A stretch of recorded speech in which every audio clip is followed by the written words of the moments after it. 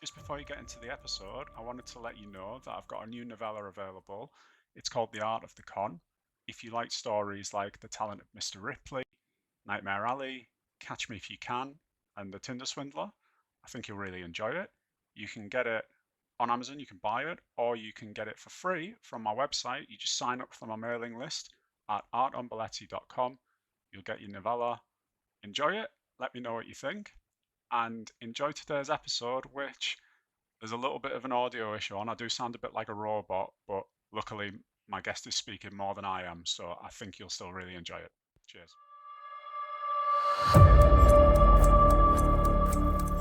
Welcome, everybody. This is What the Fuck is Wrong with Us. I'm Arton Baleci. This is the podcast where we try to get to the bottom of why people write about dark things and love dark things. And this week's guest is thriller writer Louise Mumford. How are you doing? I'm very well, thank you. Thank you for having me on the show as well. Not at all. I can tell we're going to have fun chatting. So, for the people at home who don't know you, I'm sure that many people have read your books, but for the people who don't know you, just tell us about what you write, how long you've been at this. Just tell us about you. Okay, so I'm going to take you back to 2018, before the pandemic, those heady times before the pandemic.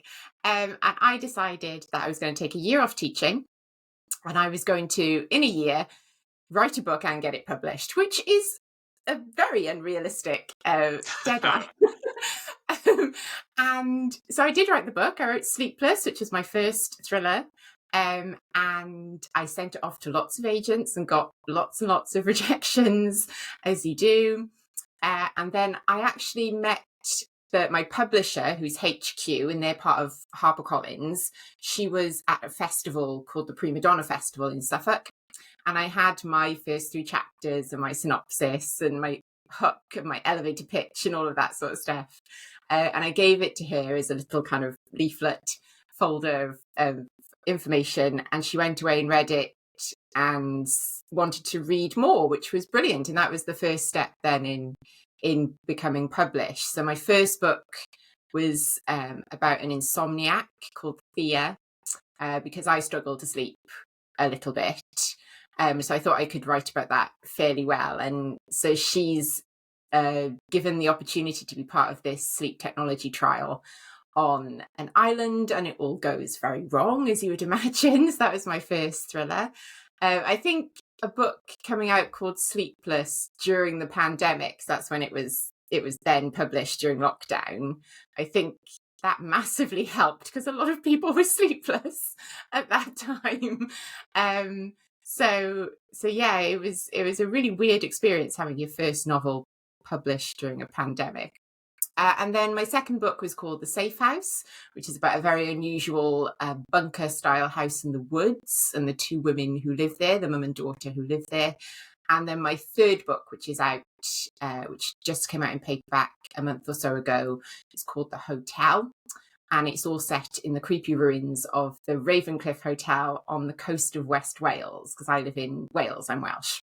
So it was lovely to be able to set a book there. And it's also got horror film themes to it a little bit as well, because they're a group of media study students who set out to do a found footage style film in the ruins of this hotel. And again, obviously it all goes horribly wrong. I love that. Everything just ends with, and it all goes horribly wrong. That's pretty much a thriller, isn't it? It's just something. That's the business we're in. And then it all goes horribly wrong. Yeah. No, we can see the covers on the shelf there behind you. You can, yes. Yeah. Especially like the photography, the photograph for the hotel is really nice. Yeah, it's very the cover designer is brilliant for that one. I mean, all the covers are lovely, but that one in particular was great, and it's I think a very deliberate nod to The Shining, because I was very heavily I'm always heavily influenced by Stephen King. I loved his work, so to be able to kind of have a little nod to that was brilliant. Mm-hmm. Amazing. So, was this the first novel that you wrote in 2018? You said that you started writing it. Had you written anything before?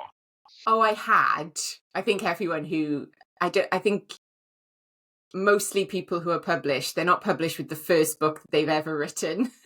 They're probably published with like the second or third book that they've written. So I had written stuff before, and it was fine, but it will never probably see the light of day. So this one, I kind of, I learned so much through the editing process, having an editor who is kind of very focused and concentrated, on that story. She helped me pick out all sorts of stuff that I probably wouldn't have thought about when I was working with HQ to do Sleepless. So yeah, no, definitely wasn't my first book. No. So how many deep do you think you are? I'm curious. And were the things that you wrote earlier, were they thrillers, or did you write in other genres? No, I'm a huge fan of kind of magical realism. So the Neil Gaiman stuff like that. I'm a huge fan of Neil Gaiman's. So I wrote young adult and children's stuff as well. So they were stories more aimed at a younger audience. The one which is called The Devil's Theatre, I still really love. And I would like to kind of work it as an adult book or do something young adulty with it, because it's just a really great story. So there are things I might go back to, but there's definitely a lot of stuff. I reckon I've written 1, 2, 3, 4, 5. I had about 5 novels written before I wrote Sleepless. So after a brief technical interlude there, we're back. So you were saying that you've written in other genres before you got published. Did you always been a writer, or have you been writing since you were young as well, like little short stories and Yeah, I've always been a writer. I think I read Anne of Green Gables at a very young age, and I loved Anne of Green Gables, totally obsessed with it. So wrote loads of short stories about plucky orphans with strict aunts and uncles looking after them. And then it kind of carried on from there. I think if you're a reader, when you're a writer, you're always a reader first. So I kind of tore through all sorts of books and I wanted to see what stories I could create. And what I also like doing is I like watching TV shows when I was a kid and then kind of writing my own episodes for them. Obviously, putting myself as a starring role. Why not? in it. And I think that was kind of using your story brain a bit as well, wasn't it? Doing that. So yeah, I remember doing that quite a lot, actually, just kind of making up these episodes where I would guest star and obviously fall in love with the handsome lead, even though I was 12. Did you have a favourite show that you used to write yourself into? Oh, now not many people are going to remember this, I don't think, but I really loved a show called Sequest DSV. Do you remember Sequest? I've heard of it, but I don't know it. It probably wasn't very good. Don't go back and watch it now because it's probably horrendous. But it was produced, I think, by Steven Spielberg. So it was the idea of Star Trek, but under the sea. Right. So going into the deepest parts of the ocean, and this crew going into the deepest parts of the ocean, kind of set in the near future. And it had a talking dolphin, obviously. And the boy who was friends with the talking dolphin, I had a massive crush on. And his name was, I can still remember the character's name, Lucas Wallencheck. Yes. Yeah. So, if you want to look up Sequest DSV, do go ahead. But I do warn you, it's probably not very good. There's going to be a spike of viewing figures for clips on YouTube now. Yeah. So, you were saying that you've gone sort of from writing yourself into episodes of, I wouldn't call, I don't know how dark Seacrest got. It didn't. It was an evening show, that was. Yeah, it wasn't dark. Nice family time around the TV, yeah.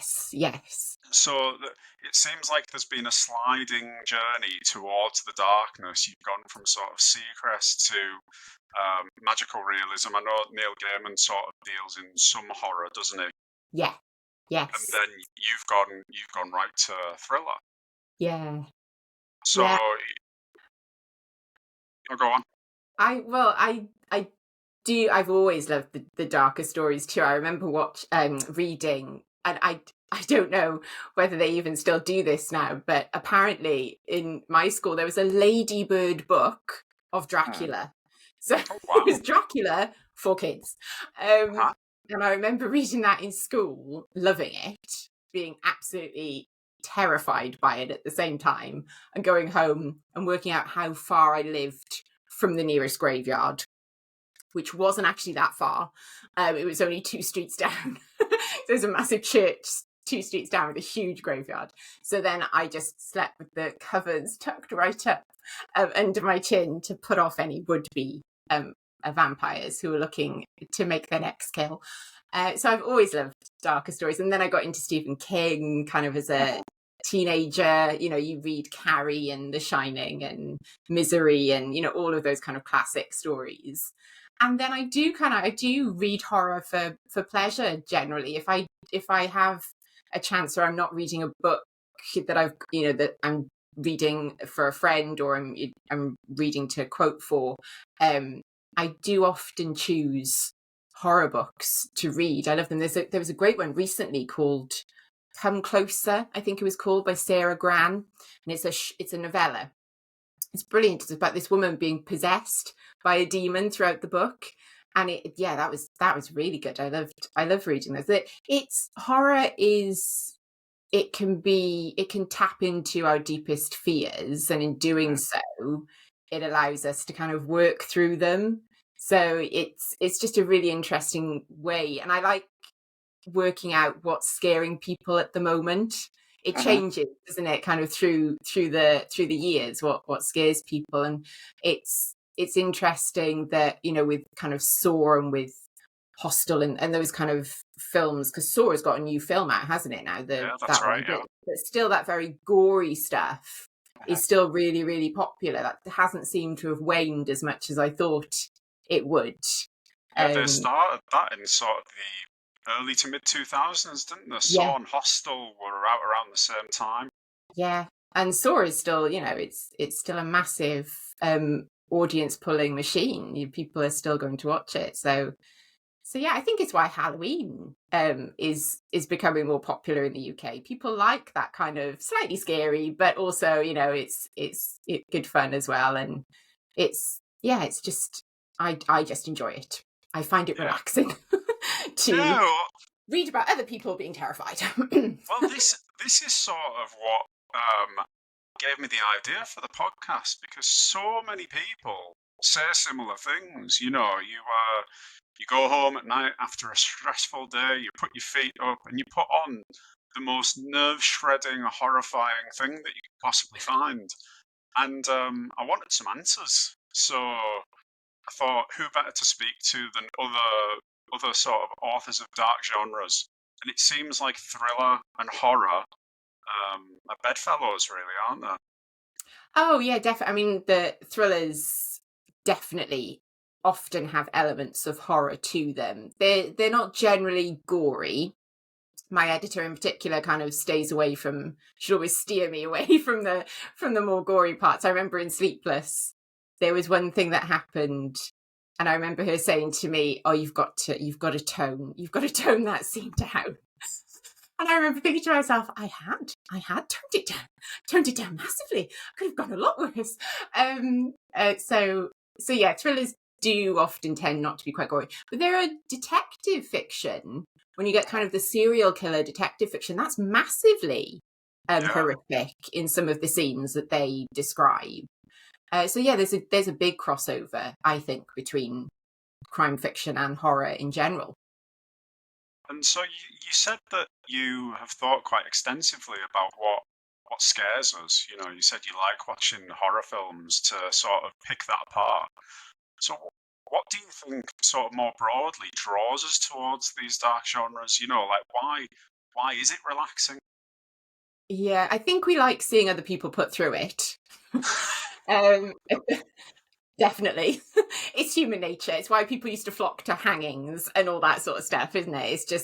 It's the same thing. It's hardwired in our brain. We like to see people terrified for some reason. I think it's also slightly, it's a cathartic thing. So if you've had a bad day and then you put on this film and you have these kind of jump scares, but you're very safe. You know that you're in a very safe environment. It kind of works out that adrenaline a little bit, I think. I think there's definitely a kind of therapy, cathartic element to it. Mhm. But I think it's also slightly putting yourself in that position. We're probably never going to be in a position where we are faced with, a malignant figure who's stalking us through a massive maze, like happens in the hotel. That's probably not going to happen in our life. But it's quite interesting to put ourselves in that position. What would we do? It's why we scream at the screen, isn't it? Don't go upstairs. Don't open the door. That kind of thing. When the characters do something stupid, you're invested with them. You're thinking, well, what would I do in that situation? Which I always find quite interesting. Mhm. There's definitely an element of rehearsal, just in case we ever need to, just in case we do have that malignant force in our lives that we might Yeah, need to get away from. yeah. Well, I mean, Mm. War of the Worlds has taught us that if an alien invasion happens, first of all, check what they're allergic to, what they what they might die of There's on quite Earth. Yeah, there's that's quite a a lot vital of that, lesson. isn't there? There's Yeah. Signs is like that as well, isn't it? Do you remember Signs? Yes. Yeah, Yeah. that's a sort of similar deal. I'm quite Don't remember. interested by all the folk horror stuff that's coming out at the moment as well. You've Okay. got stuff like Midsummer, the Yeah, film, yeah, which brilliant film. was amazing. I mean, I still remember that now. There are scenes in that you were kind of just transfixed by how awful it was. Uh-huh.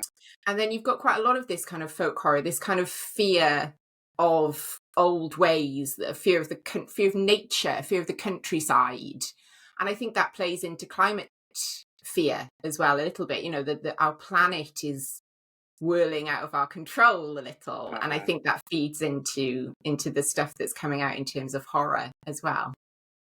Tell you what makes Midsummer an interesting watch if you watch it with your girlfriend's mum. That's yeah. Which we did. It got a little bit much for us, so she went to bed.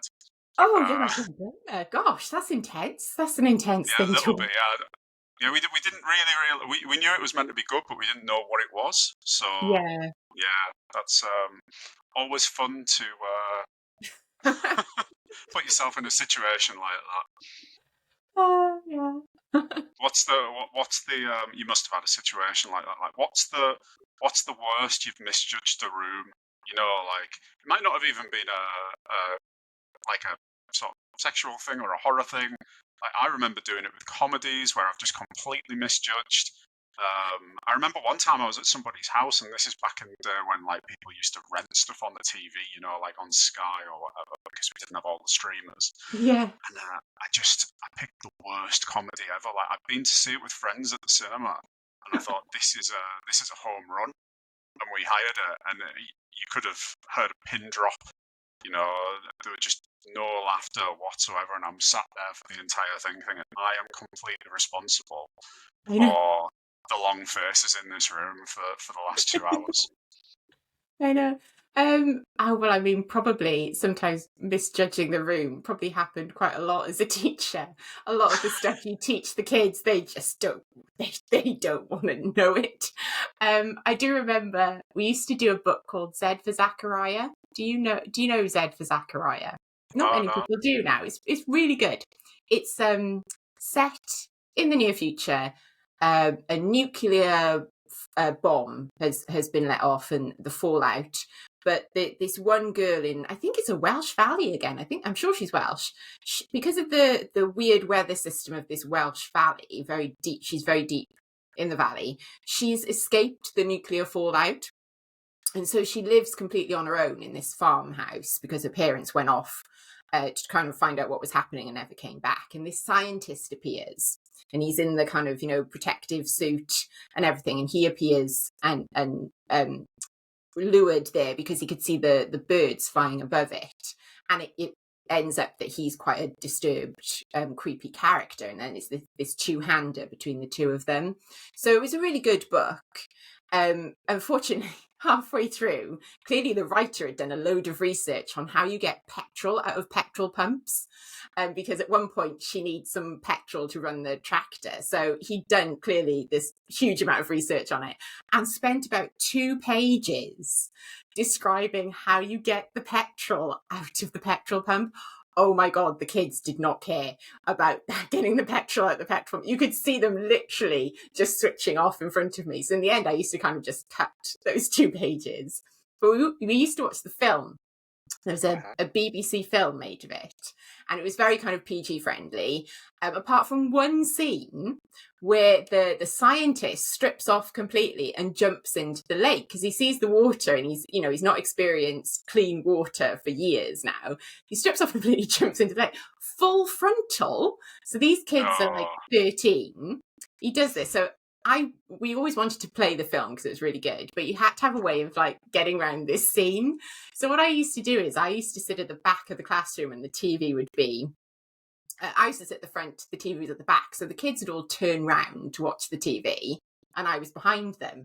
And what I was doing, because I knew the scene was coming up, I would say something, and they'd all turn to me, miss the scene, apart from maybe 1 or 2 kids who were still watching, and they'd be going, "Did you see that? Did you see that? That man had his out," and everyone's going, "What? No, miss, rewind it. I want to see it. I want to see it." And I'm like, no, I'm sorry. If you didn't watch it properly, then we're not rewinding anything. And then I used to love doing that. That used to be one of my favourite things. I think, oh, the scene's coming up. I can distract them now. And then one person will see it. What did you teach? Oh, English. English. Yeah, English. So we used to read Zechariah, and then they used to have an exam on it and everything. Yeah. Oh, good times. Yeah, I remember teachers at my secondary school not doing that. I remember watching the old. I mean, there's been controversy about it recently. There was an old Romeo and Juliet. Have you heard about this? The Zeffirelli one. It's quite old. It's from maybe the 60s or 70s. Yeah, there's like lawsuits around it at the moment. Yeah. Sort of possibly underage nudity, but I remember the teachers weren't on that at all. They didn't have your skills to intercept. No, that 60s Romeo and Juliet is a bit much. Yes, there's also a Macbeth. Bit dodge now. Yeah, there's a Macbeth from the 70s, which was actually made by Playboy. Oh, wow. Really? It's Playboy. I'm guessing that one is dodge. Like, I think you know what you're getting into if Playboy made it. I know. It is actually not too bad, but there is a lot of nudity in that one again, obviously, with Playboy. So yeah, you do have to be careful. You always watch the things before you let the children watch it. Yeah. And you used to have like fun films at the end of the year, so I let them watch the Goonies or something. But I hadn't watched the Goonies myself for years. And how much swearing there is in the Goonies. Is there really? Yeah, so much bad language. I was like, oh my God, I didn't realise there was this much. The kids would be like, that's another shit, miss. That's another one we finished. So sorry. I will watch it next time. They'll act like you were giving them permission to do it themselves. Oh, yes. They acted like they'd never heard that word before. They were so shocked. It's like, I've heard you say that in the playground. The Goonies, amazing. So going back to what we were talking about, we were talking about things like Saw and Hostel and things like that. Obviously, you write thrillers, so you've got a fairly high tolerance for this stuff. Is there anything that's sort of too dark for you that you don't enjoy, you don't go near, you just don't have the taste for? I'm actually not a massive fan of the kind of body horror stuff. So when it gets really kind of, sticking stuff in people's eyes and, sewing up bits of their body that don't need to be sewn up, I'm not really into that. It gives me the ick a little bit, but that's what it's designed to do. Of course. I do remember there's only one horror film that I've ever switched off, and it was 28 days. 28 days? Later? The Cillian Murphy one. 28 days later. Yeah. That's the one. And I got about a third of the way through. They were in the apartment block, and the kind of zombies were trying to break in, and there was something just so. I'd watched a lot of zombie films, I've watched all sorts of horror stuff, but there was something so deeply grim, unrelentingly grim about that film, that kind of it put me off a little bit. I think partly it's down to the mood you're in. I might have been having a bad day. that day or whatever it was, and I just wasn't in the mood to be for it. I felt like it was going to go to a very hopeless place Mhm. quite quickly, and I just wasn't in the mood for that, and I turned it off. But mostly I do stick with them because I do obviously enjoy the genre, so I do tend to continue with it. In terms of horror books, I really don't finish a book anyway. It has to be really bad for me not to finish it. I Mhm. did go back and read The Rats by James Herbert. James Herbert is The Rats, I think. Because it was a seminal piece of work, isn't it? You know, the rats, it's the fog, and all of that sort of stuff. That stuff kind of helped create the genre, and I read it again, and it wasn't how I remembered it at all, which is always a lesson. Never go back to the stuff that you really liked. But it just seemed so disjointed. It was just these kind of, each chapter was almost like a little short story. You'd meet the character, you'd find out a bit about the character would be killed by rats. Next chapter, you'd meet the character, you'd find out a bit about the character was, shocker, going to be killed by rats. And it kind of, it kind of carried on that. There was no kind of, there was slightly, but it wasn't very compelling. There was no arc, there was no character to hang your hat on that you kind of wanted to know about, that you really wanted to care about. So yeah, it's interesting what makes a bestseller in different eras as well, because clearly that sold loads. It caught people's imagination, but I think it would have struggled to have been published now. Definite Mhm. editing work would have been done on it. Could have created some big sort of open loop where you'd Yeah, have maybe everyone still would have been killed by rats, but you'd have went sort of character one starts off, doesn't get killed yet, but then character two's introed, and they have like sort of a Russian doll situation of yeah. nested loops of people being killed by rats until that first character eventually is killed by rats. Yeah. That would probably work better. You just want to root for, you want to care about something, even if you care about them because you dislike them and you want to see their comeuppance, or you care about them because you want them to survive. You need some sort of, emotional pull, don't you, to a book? Yeah, or they could have tried to invest you in the rats. They could have turned it They on its head. could. Yeah. Yeah. Yeah. Very tricky though. They're rats. They've got a bad rep as it is. Tricky So or a writing challenge. No, there was the Rats of Nim. Again, this is another book you probably don't know. I'm showing my no, I age don't again. know it. It's about these genetically modified rats. So they're really clever Okay, and lovely, okay. and they help save this little mouse who's lost his home through harvesting. It's a lovely children's story. So there you go. There's some good rats, lovely There we rats. go. So Good rats. yeah. Roland Rat. He was a very good rat. Roland Rat, another good rat. Yeah, let's give rats the praise they deserve. It's funny. You were saying that 28 Days Later is the one that you turned off, and it was more to do with the sort of general tone of it, the Yeah. bleak, grim nature of it. And to me, actually, that that to me is darkness.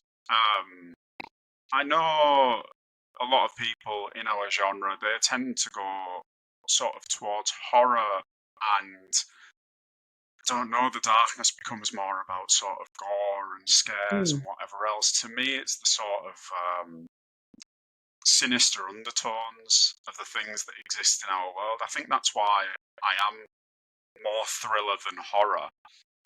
28 Days Later, as you say, it's not really a typical zombie film. No. I mean, it was very well done. I think that novelty about, I guess, how humanity became in the midst of this zombie apocalypse, yeah, the sort of lack of humanity that ended up coming from the troubles of the world. That that to me is like that gets me more. You know, Yeah. yeah, I could sort of watch Saw and Hostel and people getting their heads pulled off by monsters and whatever else. Like, it doesn't really bother me. Not really. Like, occasionally, don't get me wrong, but yeah, the stuff that really, really, really gets to me is the stuff that's underneath the humanity Yeah. of us. Like Midsummer was extremely Yeah. sort of Yeah. weird and disturbing, not scary, but yeah, unnerving, I think, more than scary. unnerving. Yeah. Um, so yeah, I think you're the first guest that I've had on who's sort of. It's interesting that your one that you had to turn off was more because of that. Yeah, and I think it's Because because it affected me so much. I was feeling so. I think I invest so much in the characters. I was feeling so hopeless that it was yeah, actually becoming too much even for me. I was like, no, I can't see all of these people. I know each of them are going to have a horrific end, yeah. and there's going to be no kind of hope here at all. So I had to turn it off. So a lack of hope. A lack of hope is one of the Yeah. sort of most fundamental ingredients of something that I guess you find dark and that I do too. I think, yeah, I think that, well, I think it is for the human condition. I mean, where do you go once you've Yeah, lost any kind of hope, any sort of joy in life, any idea that life can get better? A lot of the characters, like that, this idea of the final girl, the girl who always survives at the end, who's fought her way right. through. Yeah, It's this idea that they have gripped on to something, haven't they? There's something that they are fighting for. It could be their life, but it's also maybe they are fighting to get back to somebody, or they're fighting to overcome a fear that has, held them back. And it's that kind of fight in it that has powered them through. So when somebody loses that, yeah. when you strip all of that away, I think that, yeah, you're right, that is the worst. That's the worst thing that can happen. Yeah, I guess it's a fine line as a writer to try and give somebody enough of an obstacle that almost go to the point of hopelessness where maybe a reader thinks there's no way out of this. There's no possible way that this character's getting out of this. Like, if you can take somebody to that place, keep them, and then Yeah, deliver them a sort of yeah, happy ending, for want of a better term, um, they're the sort of most I don't know, well-earned good endings. Like, yeah, I always think of Shawshank Redemption. I know, like, people wouldn't really classify it as a thriller, but like, it doesn't really get much darker than that. yeah. For somebody to be spoiler for Shawshank Redemption before anyone before anyone has a go. For somebody to be wrongly imprisoned for 20 odd years and to Yeah, be abused as he is, and for the warden to sort of give him false hope and to have some of his friends killed. Like, it's just thing after thing after thing, yeah, and that if not more skillfully done could definitely turn somebody off, because you're like, what am I watching here? yeah, yeah. Um, but But I think the it's the flashes of humanity in that film as well, which is what Stephen yeah, King, I think, does really well. It's the flashes of humor. It's the flash of, some kindness. It's the he puts that in really, really well, I think, which yeah, then they kind of give you carries just the, enough. yeah, Yeah, because it does get extremely dark at some point. I mean, you're pretty much convinced before he makes his escape that he's going to do himself in, right? That's sort mm, of the ultimate lack of hope, yeah, despair. Um, yeah, oh, interesting. So speaking of where people go, um, just said it when we were in that little section of conversation there. Speaking of where people go, the hotel. Um, Awful segue, but I wanted to know if that is inspired by a particularly bad hotel stay that you've had. no, it is inspired by a real spot on the Welsh Okay, coast. So okay. there's Cardigan Bay, and just up above from Cardigan Bay, there's an actual hotel on the cliff. It's called the Cliff Hotel and Spa. My hotel is not the Cliff Hotel and Spa. I do not No, wish to no, be it's not. sued by them.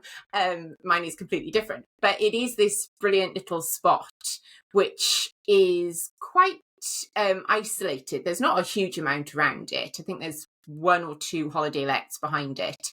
Another very small kind of B&B hotel behind. And it's just a brilliant place to set.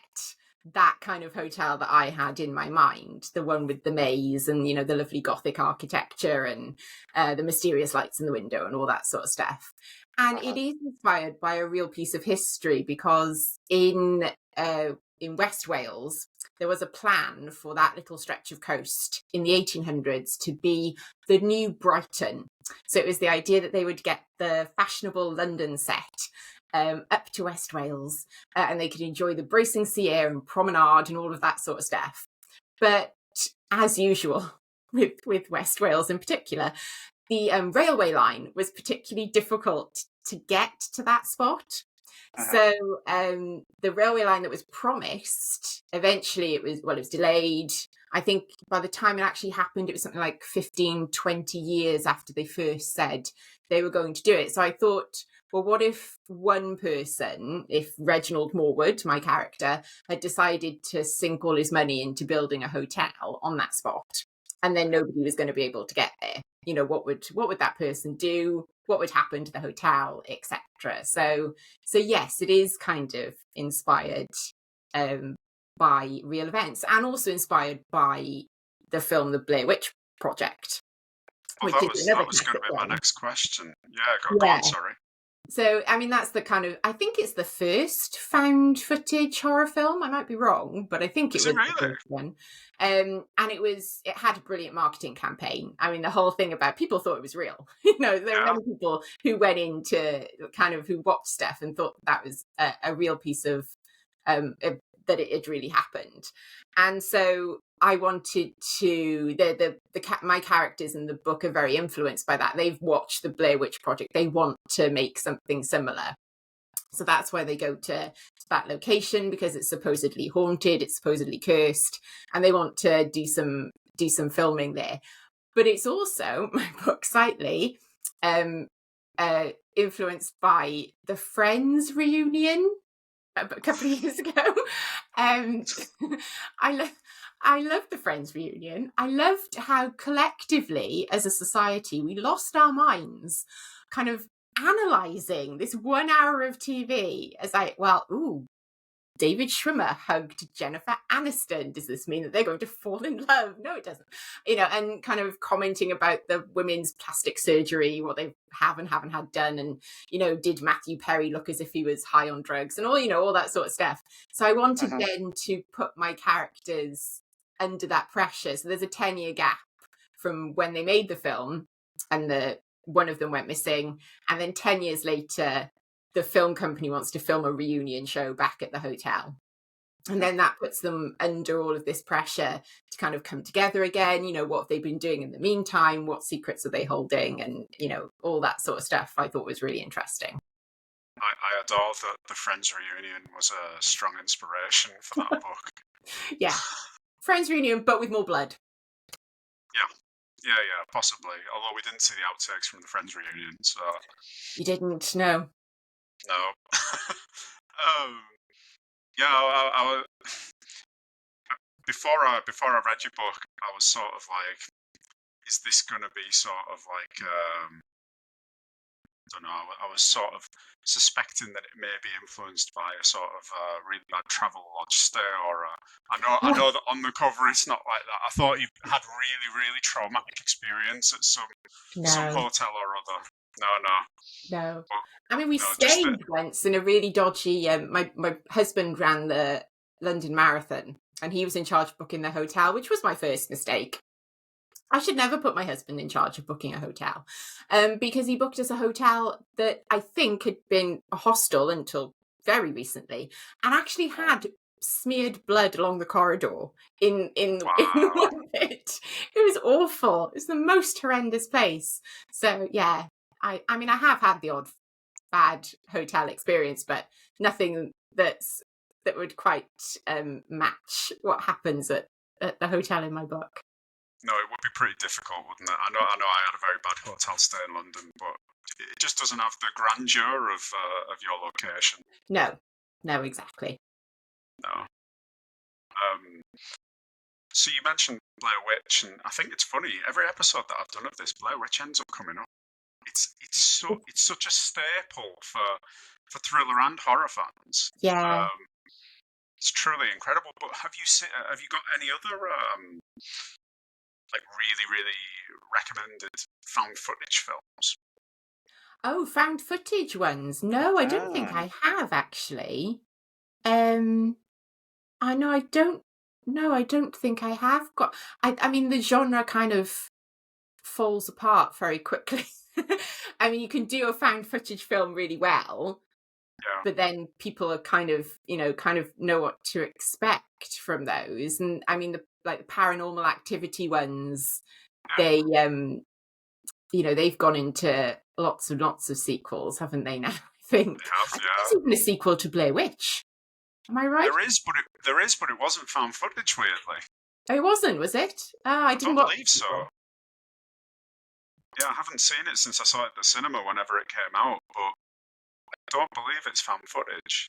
Um, the only other found footage one that comes to mind. Did you ever see Cloverfield?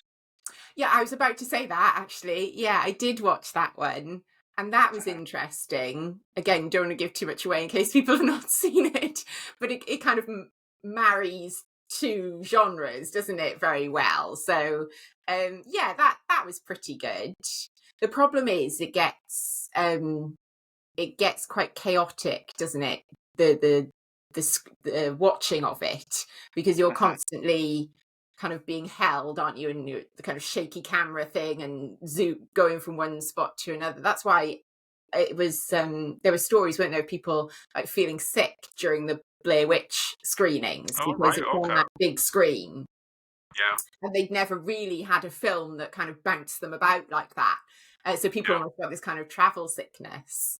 I Um, think Cloverfield was probably an even more intense version of that. I remember there yeah, being lots of running around and explosions and yeah, yeah, no, interesting. Yeah, found footage is when done well is incredibly powerful. But as you said, it's sort of quite limited in its scope, isn't it? So it's hard to do something really good with it. yeah. Well, I mean, I was saying that Blair Witch was probably the first one, but it was probably that Ghost Watch thing, which was on British TV Oh years right. ago in the 90s. Hmm. It was a 1 hour special, and it was a hoax, but it was people were more gullible about hoaxes in those times, and Well, people bought into Blair Witch as well, didn't they? well, Because they they did. convinced the world that that had happened. Yeah, I wonder if they would today. I think people are savvier today on what could be a fake. Hopefully, people are Mm-hmm. more savvy today. You keep fingers crossed. So yeah, Ghost Watch. It was. Have you seen that one? The I've TV not, one. no, but again, I've had a guest mention it fairly recently. Mm. I don't think So I've seen it. it was just really interesting because it was meant to be this filming of like a haunting, and it did it as kind of like real life footage, and then it all went horribly wrong, as it does. And people were terrified. People were genuinely terrified. This had happened. They had to go back and say, no, this was a hoax. It was all fake. It was all filmed. So yeah, it's yeah, when it works really well, it really does get people. Yeah. Well, it's interesting. I know you said you hope that maybe people aren't that gullible anymore. Just I think with my last episode, the writer was telling me that he he knows a writer who gets people in touch with him regularly, thinking that the characters are real Oh, people. So it still happens, even in books, which is you would think that I could sort of understand it more with video, with yeah, film, because you can see the people. It's yeah, sort of very visceral. And if you've seen something that's in a found footage style, see how you might think that.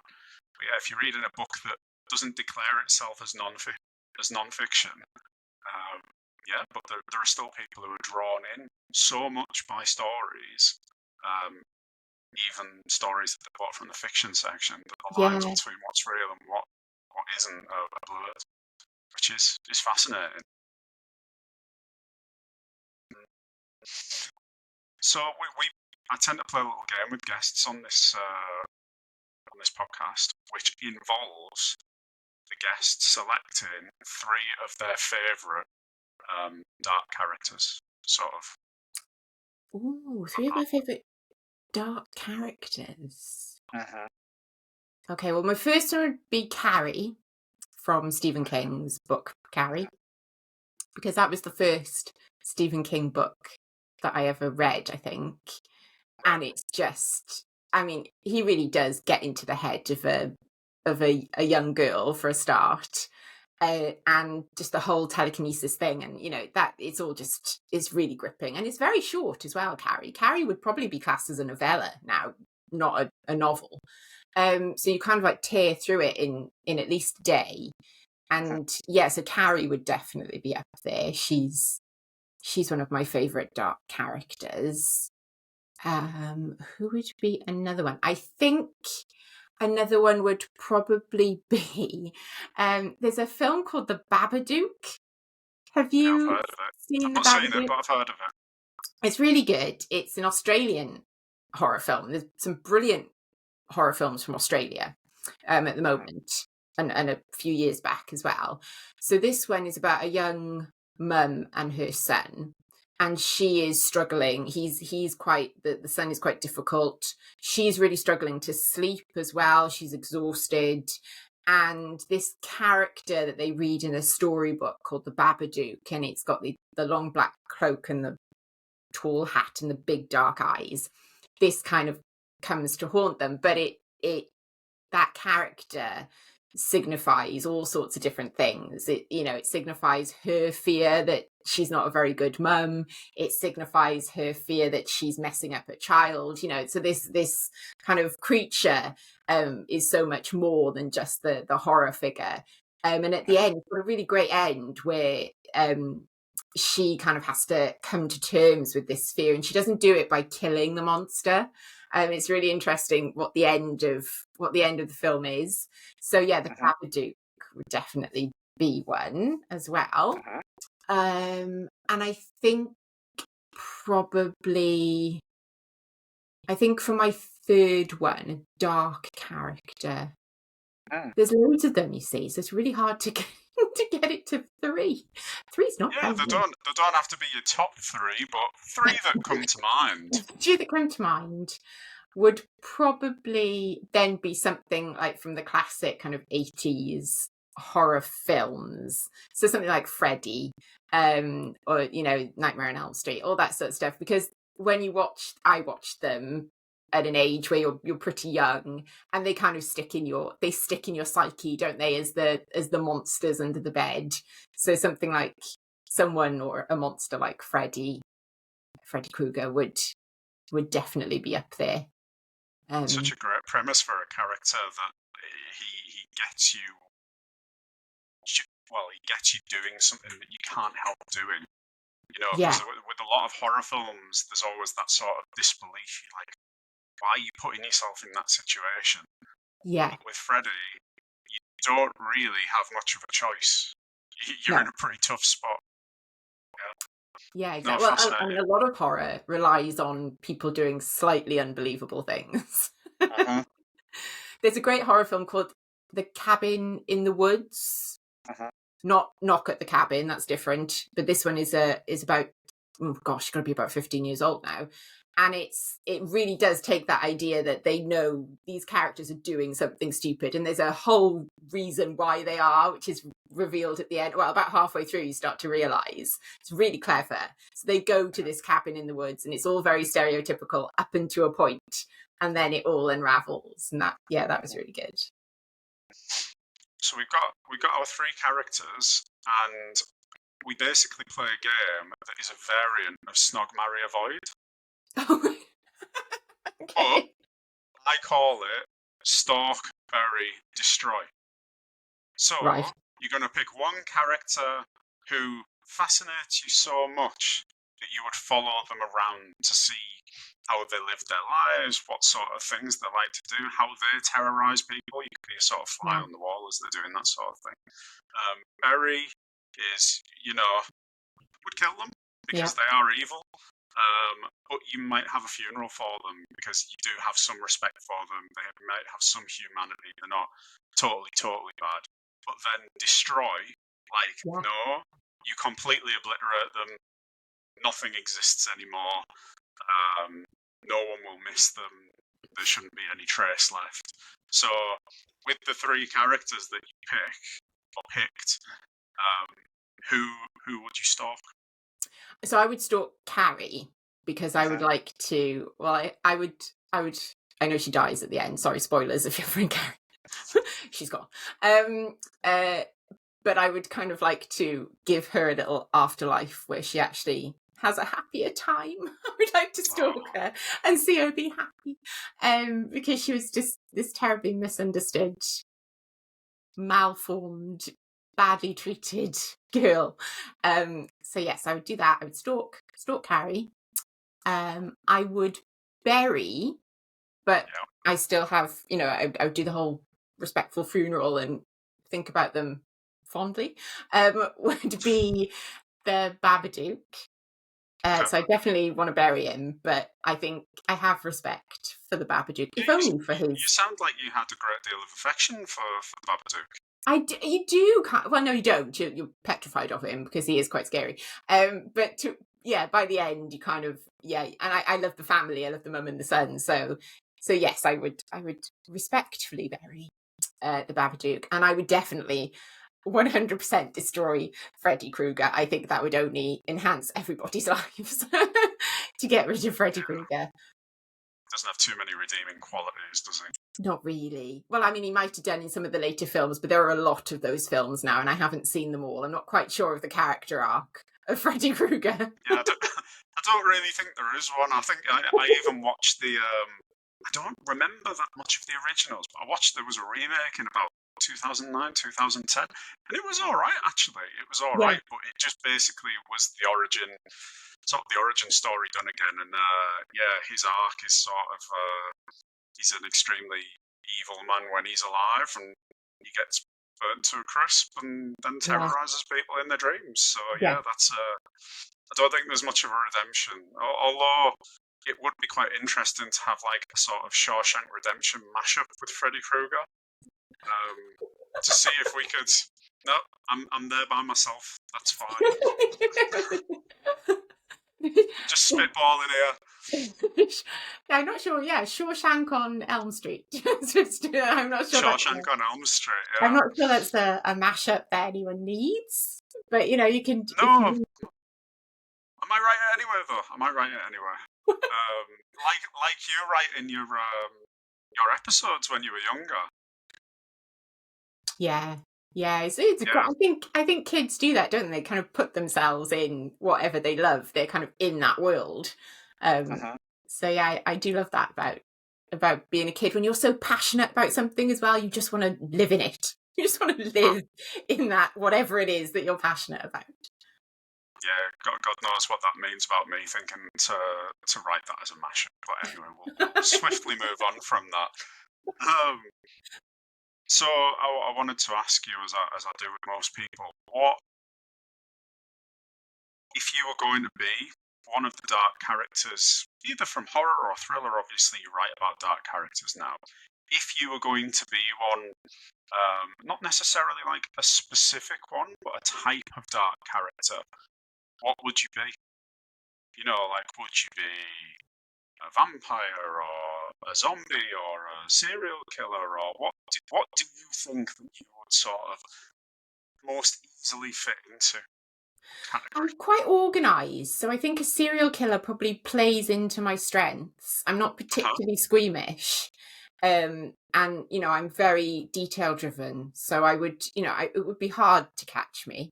So I would possibly have a long career as a serial killer. But I mean, I don't think I'd really want to be a serial killer. Obviously, I would love to be the kind of old school Hammer horror style vampiress. They're very glamorous, aren't they? With the amazing bouffant hair and the beautiful makeup. Yeah, like proper old school vampire. Not Twilight, not any of the kind of sparkly fey vampires that you get there. Go back to the proper old style films. I think that would be incredibly glamorous. I think that's partly why Wednesday, isn't it, on Netflix? That show has been so popular. Just the kind of glamour of it, isn't it? Catherine Zeta-Jones as Morticia. Yeah, that whole sort of So I would love to be a kind of over the top character like that. So I put some questions out for audience members to see if there was anything particular that people wanted me to ask you. And got one back. Somebody asking resident. He's usually a troll. He's sort of a beloved troll of the show. He's called Jamie. He asks questions most episodes, but he was pretty good this time. He asked. Yeah. He didn't. I don't think he asked a stupid question this time. I usually take a stupid question and turn it into something better, more palatable. But this week he actually asked what your favourite part of the publishing process is, and he sort of followed that up by asking, like, do you prefer like a book tour or brainstorming? You know, like what part do you like best of everything?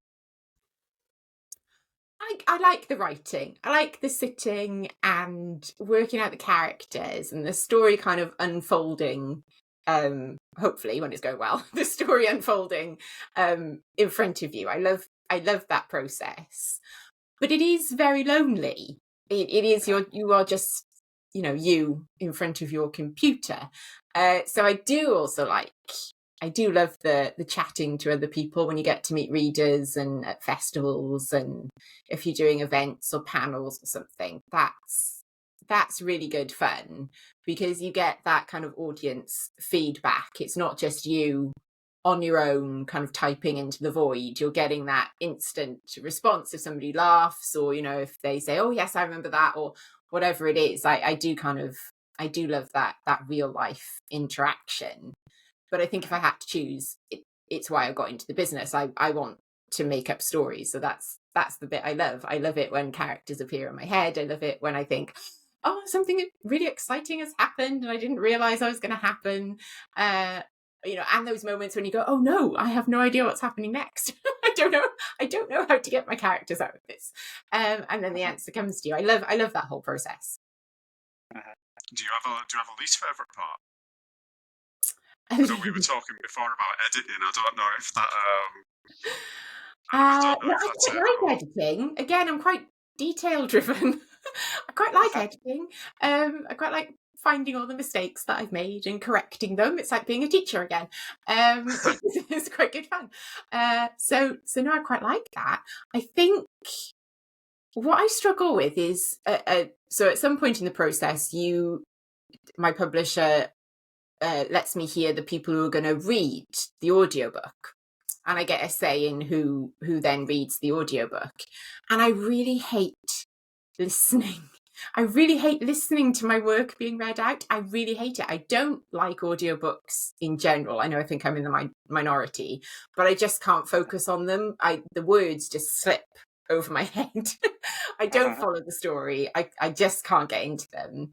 And I find it incredibly cringy to hear my own words being read by somebody else, like acting them out. Yeah, it's just, so that's probably the bit I don't like the most. But all of my audiobook narrators have been brilliant. They've been great. I just don't like audiobooks in general. Audiobooks as a medium, yeah. I'm quite similar, actually. I can listen to a podcast, no problem, where people are having a natural conversation. Well, that's like eavesdropping, isn't it? It's like you're listening in. But if I've got to follow something, my brain is just it's just like oil over my head. It just doesn't stick. I think for me, it's a lot to do with the cadence of something being read. It sort of lulls me into a bit of a trance and I just zone out. Whereas with a normal conversation, there are all these tiny pauses and changes of pace. And yes. There's something about that engages my brain more than listening, but other people completely swear by. Oh yeah, they listen to all the books, of them as well. Yeah, loads. Yeah. They kind of eat their way through audiobooks. But yeah, not me. No, fascinating. So what's next for you? You've had The Hotel out fairly recently. So I am currently editing my 4th book. now. So I've got to hand that in at the end of November, and then my editor will look at it and tell me all the things that are wrong, and I have to go and fix them.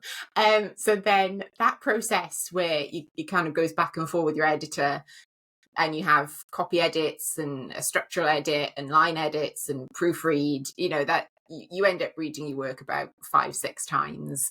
So that's quite a long process. So I'm just getting into that process now. So book 4 will be out next year, I believe July, I think they said. But that's not set. Summer release. Yes, yeah. So July next year, that one will be out. Are you at liberty to say anything about it, or no? It's fine if you're not. I understand. I do. Well, I don't know if you've already said something about it. So it's a bit of a cross between Glastonbury and Midsummer, the film. So I love kind of I don't love music festivals. I think they're horrific to actually go and be in one. I hate the whole loads of people around me. Don't even get me started on the toilets and the whole camping thing. No. So the idea of setting a thriller in that kind of environment seemed just a no-brainer. I could make that seem scary very easily. And then, add in the kind of, folk horror elements to it as well, which is good. Should be fun in a scary way.